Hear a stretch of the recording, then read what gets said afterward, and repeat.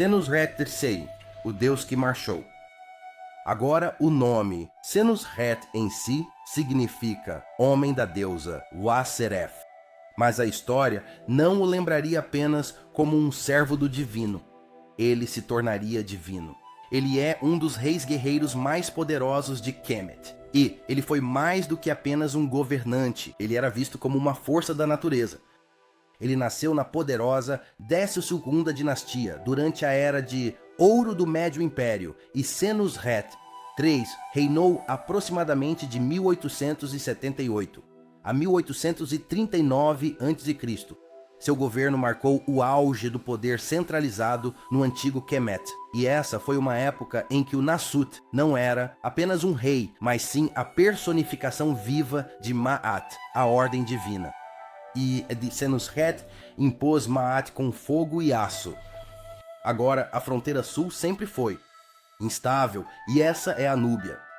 Rica em ouro, cheia de guerreiros e recursos sagrados, essa região era uma porta tanto para grandes ameaças quanto para oportunidades. Então, enquanto outros toleravam a resistência, Senusret a esmagava. Ele lançou campanhas brutais e precisas, avançando profundamente pelo território núbio, expandindo o alcance de Kemet até a Terceira Catarata. Mas mais do que um conquistador, ele foi um arquiteto da dominação, fortificando a região com enormes fortalezas de pedra, em cima e também em Buren. E essas fortalezas não eram apenas postos militares, eram templos de autoridade. Elas foram esculpidas em solo inimigo. Agora, a conquista por si só não o tornaria um deus, mas foi o que veio depois que selou sua lenda. Na Núbia, que é sua terra ancestral, ele não era apenas temido, era adorado. Muito tempo após sua morte, o povo que ele um dia subjugou construiu santuários para ele, deixou oferendas em seu nome e invocou seu espírito como o de um guardião. Mas isso não era apenas uma resposta ao poder militar. Isso era algo mais antigo, isso era algo mais profundo. Isso porque a Núbia veio antes de Kemet e das tradições mais antigas da realeza divina, o sagrado Regala. E as tradições mais antigas da realeza divina, do Regala sagrado, da arquitetura de templos, todas elas têm origem nos primeiros reinos da Núbia, como Tasseti.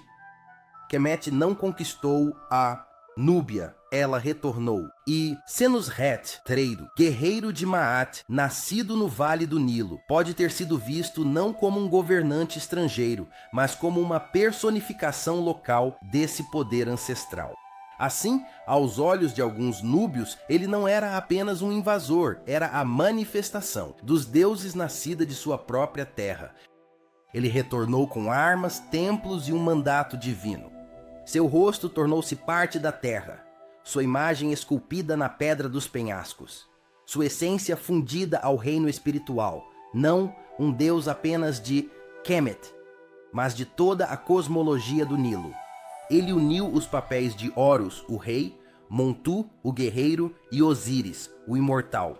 Na guerra, ele era a encarnação de Montu. No governo, ele era Eru entronizado. Na memória, ele era Osíris ressuscitado.